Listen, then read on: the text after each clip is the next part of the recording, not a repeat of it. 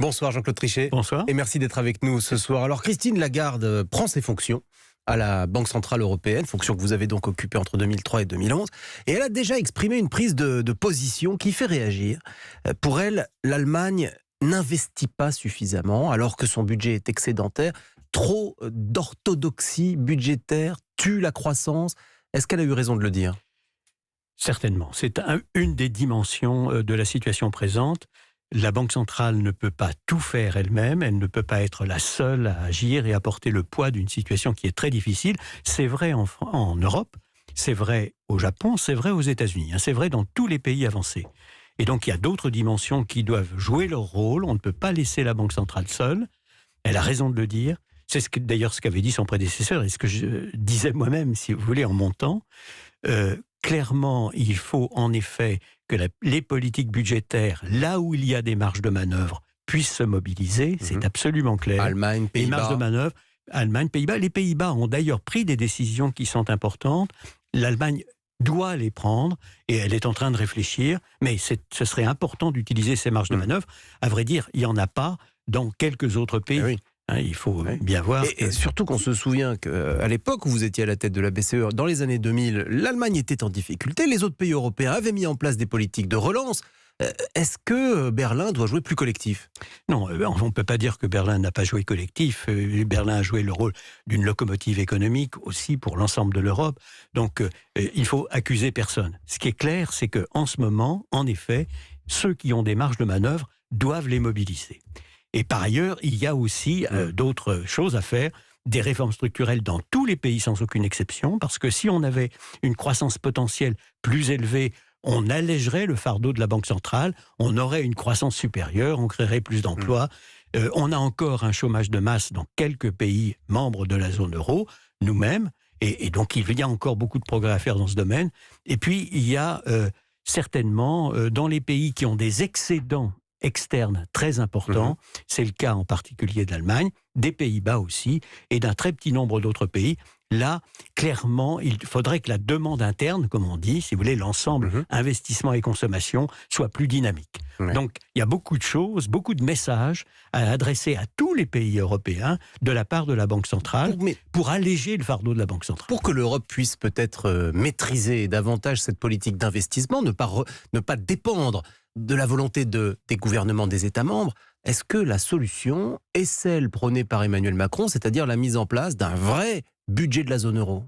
Écoutez, il y a eu une décision politique après discussion entre la France et l'Allemagne.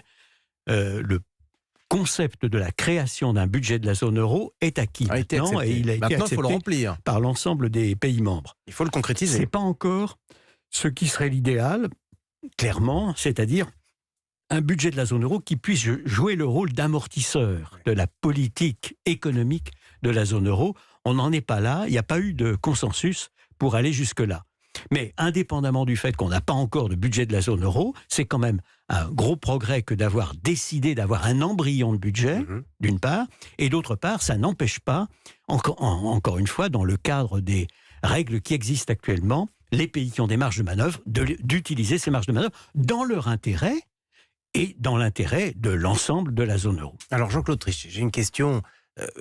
Peut-être pouvons-nous prendre un tout petit peu de distance. Nous parlons là encore ce soir de croissance. C'est l'enjeu qui nous occupe. Est-ce que ça doit être l'enjeu ? Est-ce que l'enjeu des politiques publiques doit toujours aujourd'hui être la croissance ou bien doit-il être la planète ?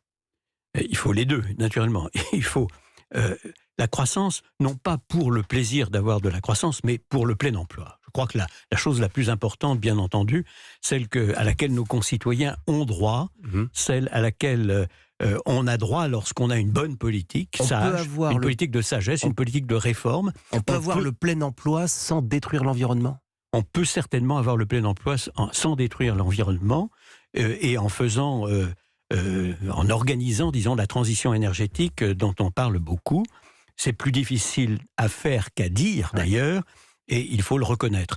Ceci dit, je pense que les progrès de toute nature que l'on peut faire, notamment sur le plan technologique, doivent nous permettre d'arriver à continuer une croissance raisonnable, pas brillante, à vrai dire, dans les pays avancés, parce qu'ils sont déjà à un niveau de vie assez élevé, mais dans les pays en développement, clairement, et dans les pays émergents, on va continuer à avoir de la croissance.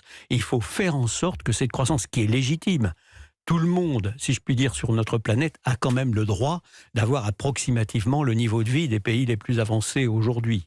Le nôtre, celui des autres pays avancés. Mais on doit pouvoir le faire sans casser la planète. Et c'est évidemment tout l'enjeu aujourd'hui. Traversons l'Atlantique.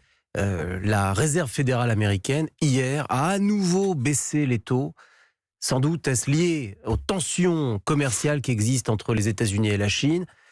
Est-ce qu'il faut s'inquiéter aujourd'hui, Jean-Claude Trichet, d'un retour de la crise économique telle qu'on a pu la connaître en 2008 ? Non, certainement pas.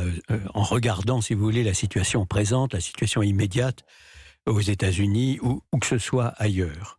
On est aux États-Unis en présence d'une croissance continue sur une durée de maintenant 124 ou 125 mois continue. Et le plein emploi. C'est la plus longue période de croissance ininterrompue que l'on a depuis la Deuxième Guerre mondiale.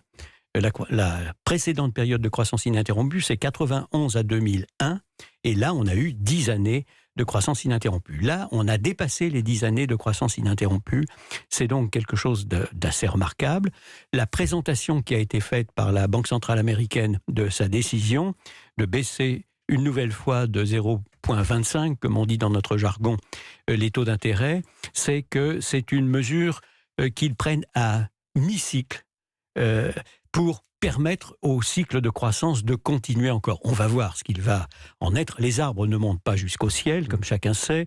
À un moment ou à un autre, il y aura un ralentissement de la croissance aux États-Unis. Le problème, c'est qu'il y a des marges de manœuvre qui sont relativement limitées aux États-Unis, évidemment en Europe, pour contrer un ralentissement de la croissance. Donc vous n'êtes pas inquiet. Un dernier point, Jean-Claude Trichet. Il y a ces tensions commerciales tout de même entre les deux géants, les États-Unis et la République populaire de Chine. Le président Macron est en Chine. Il va rendre visite à Xi Jinping la semaine prochaine. Est-ce que la France peut encore jouer un rôle pour apaiser ce genre de tensions, ou bien est-ce que nous sommes devenus une petite puissance ? D'abord, la France a une influence. L'Europe devrait être l'un des trois grands et capable de parler, si vous voulez, à la table des grands. Il est très anormal que l'on ait en permanence un dialogue américano-chinois, alors que nous avons le plus grand marché du monde. Nous avons un marché qui est supérieur à celui des Américains. Nous avons une contribution au commerce international qui est plus importante que celle des Américains, des intérêts plus importants que ceux des États-Unis, et aussi une vulnérabilité plus importante parce que nous sommes 2 fois plus dépendants du commerce extérieur que ne le sont les États-Unis. Donc il faut absolument que nous puissions nous-mêmes être à la table des grands. C'est probablement ce que va dire le président français, naturellement, lorsqu'il sera en Chine. Mais un mot quand même. Allez-y. Un mot quand même. Vous avez dit les problèmes sont éloignés. Non, les problèmes s'éloignent si les banques centrales ne sont pas toutes seules pour faire le boulot, et si on reste vigilant, parce qu'il y a beaucoup d'éléments qui peuvent inquiéter sur le plan financier dans l'économie mondiale actuelle. Donc il faut être très vigilant, et il faut en effet que tout le monde tire la charrue dans le même sens, pas simplement les banques centrales. Jean-Claude Trichet, merci d'avoir répondu à mon invitation ce soir. Merci.